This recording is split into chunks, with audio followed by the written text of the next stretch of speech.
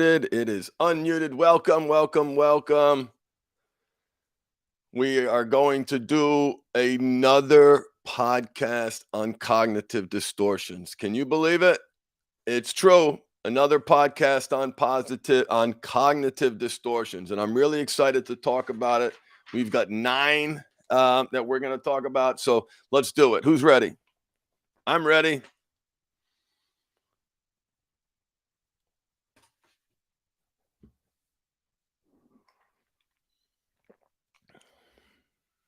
Welcome to Sex Addictions and Porn Afflictions. I am your host, Craig Pera, founder of the Mindful Habit System. If you're looking for more help in your struggle against sex addiction and porn addiction, visit us on the web, www.mindfulhabithelp.com. And I am excited today to talk to you about cognitive distortions again. Why am I talking about cognitive distortions? What are cognitive distortions? And how can I use them to create more agency in my life? How can I use my awareness of cognitive distortions? And let me tell you really, really quick what cognitive distortions are. And if you are joining me live, welcome. If you are listening to the recording, if you follow me on YouTube, Facebook, Twitch, LinkedIn, and X, you'll get notifications when I go live. Today, we're talking about 9 particular cognitive distortions and unmasking shadows. We're going to look at those moments in places where people lose their stuff. So a cognitive distortion is an inflammatory response that you have in the moment in response to an external stimuli. Think about it like a mental reaction. And there's something about that stimuli that is triggering, that's upsetting, that touches a wound, that awakens a part. Okay. And boom, that the lens through which you are experiencing that is inflamed, is maybe rooted in reality, but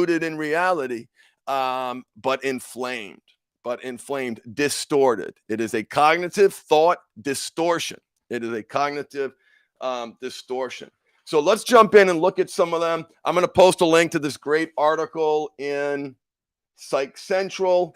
It talks about 15 cognitive distortions. I'm going to focus on 9 of them.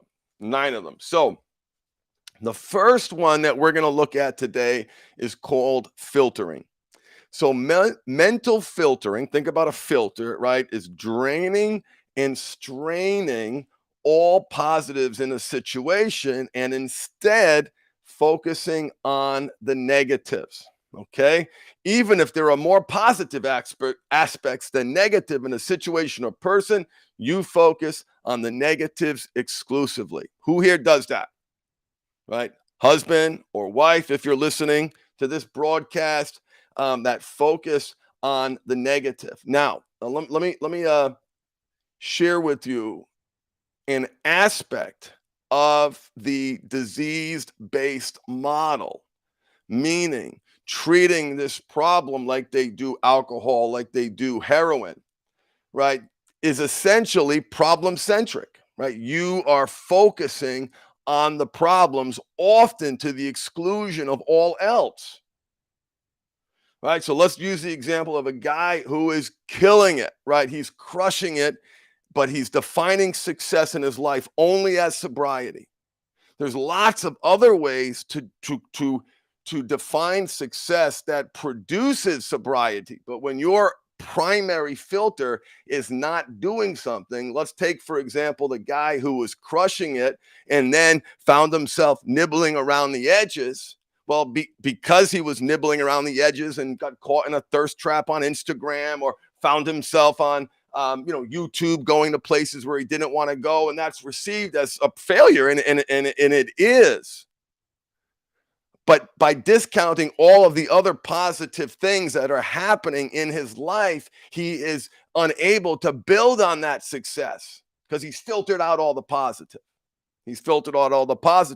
From the partners. Because of the unique wound of betrayal trauma, it is very difficult for partners who are going through this to focus on the positive, because the negative is so painful. The negative is so painful. So that's called filtering.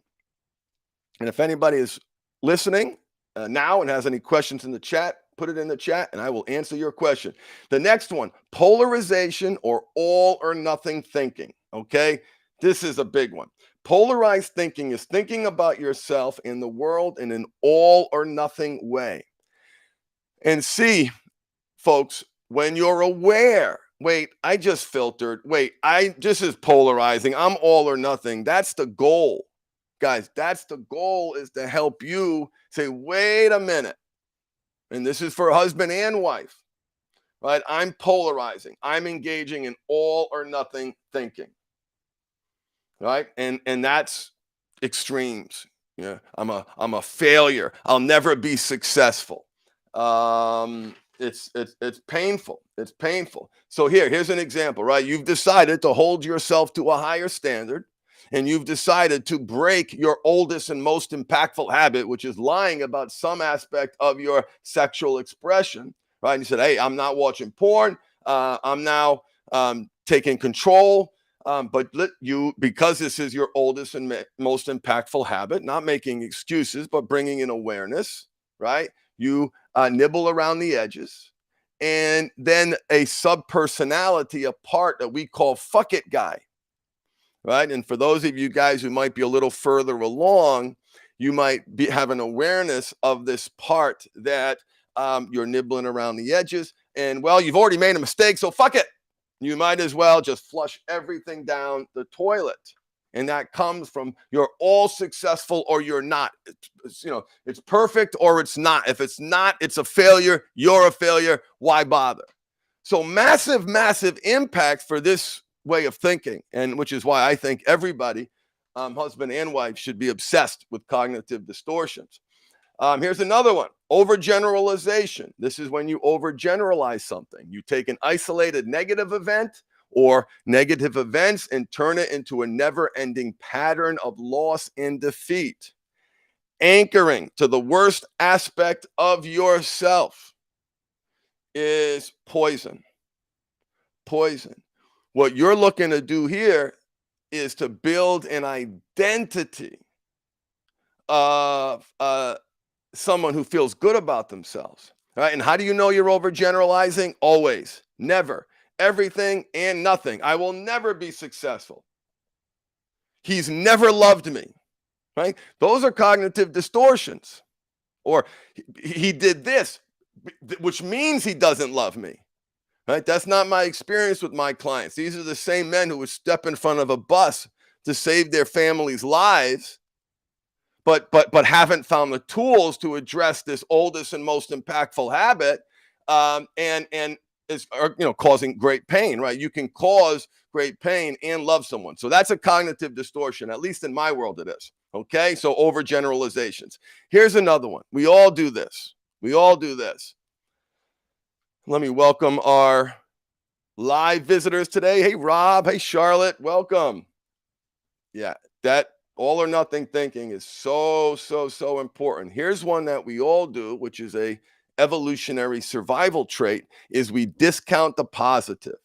Discounting the positives is similar to mental filtering. The main difference is that you dismiss it as something of no value when you do think of positive aspects, right? So same example applies there. Mental filtering is straining and removing all the positives. And that the example I used was focusing on the addiction, right? You can discount the positive. You can filter. You can by focusing entirely on the negative. I realize I'm repeating myself there, so let me go on. Jumping, and I'm going to give you some examples when I'm inspired to give you one. If not, some of them are self-explanatory. And again, why am I telling you these? So when you do it, because we all do, cognitive distortion. Another way to say it is, wound is being touched. If a wound wasn't being touched, why are you cognitively distorting it, right? Why is there an inflammatory response around this deeply trained and conditioned response, which is jumping to conclusions? You interpret an event or situation negatively without evidence such a conclusion. I will never be successful. I made this mistake here, which means I'll make this mistake everywhere. I'll never be successful. Here's another one: catastrophizing. This is related to jumping to conclusions. In this case, you jump to the worst possible conclusion in every scenario, no matter how improbable it is. My daughter didn't say hi to me, and I catastrophize. I polarize. I personalize. I jump to conclusions. I filter. I overgeneralize. I discount the positive. Anyway, I do all these things. And that's why it's important to know about them. And that's why I'm so excited about sharing them, because these previous moments, heretofore known as asshole reactions, because there's another lens for that too. And I'm talking about us guys here. I'm not certainly talking to any partners. And there's a reactive component there too, where I hope some of these cognitive distortions bring you value. But this is where our shadow, or unmasking shadows, right? This is where things go south. This is the moment of interpreting an event that you've experienced. And are you experiencing that event from the first time through a child's eyes, and maybe experiencing the joy and the wonder and the hope and the the challenge, the whatever? No, it's being filtered through deeply ingrained belief systems that have you twisting, jumping to conclusion, catastrophizing, polarizing, et cetera. And perfect timing. We're going to wrap up real soon, because I just heard the people coming doing the yard work. We've got a teeny tiny yard here in Northern California, so it's just as easy to have someone do it. So we're going to wrap up today. Hey, thank you for participating, Charlotte and Rob.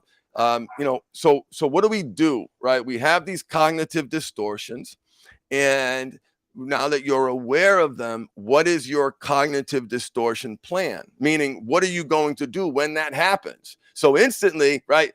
Take a breath, snap my elastic band, pause, slow it down, right? Whatever I can do. I recognize I'm being reactive. The recognition of the reaction is the call to action to be proactive. Because unfortunately, it takes a lifetime of work, probably maybe when you're 80, maybe when you're 90, right? You may not have these problems anymore, okay? But for the rest of us, these belief systems are deeply entrenched.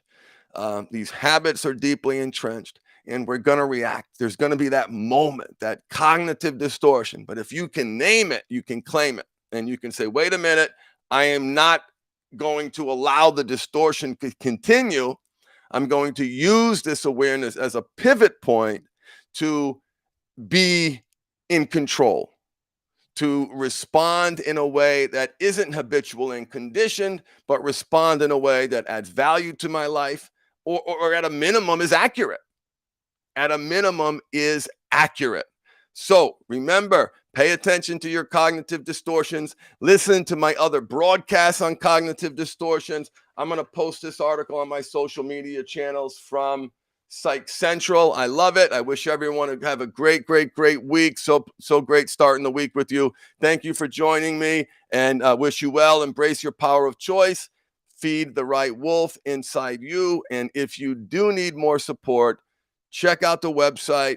You'll see in the description, I give everyone who's listening to this, and my podcast has done really well, and that's because of you guys, right? Listening and participating and engaging. If you are interested in our core training program, if you use the coupon code podcast, you save 36%. Okay.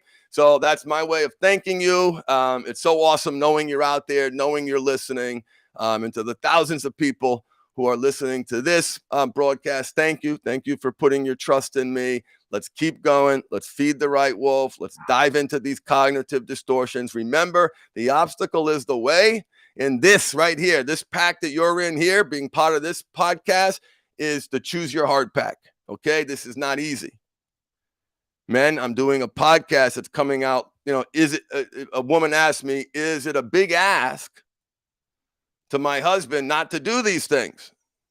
And I nailed it. Like, I just crushed it in a way that wasn't offensive, that didn't make excuses, but acknowledge the reality that this is the oldest and most impactful habit. It is the cognitive distortion of our time in so many different areas. And if you recall, if you would join me in the beginning, talking about filtering and the focus, the exclusive focus on the bad habits and the addiction, we're literally sharing how that model is a cognitive distortion, right? So you're here to diversify your portfolio.